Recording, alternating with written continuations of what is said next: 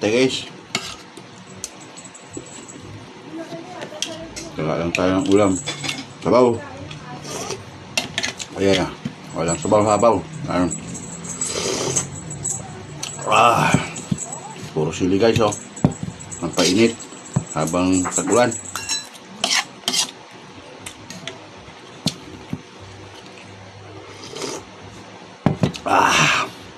Guys, init. Anghang.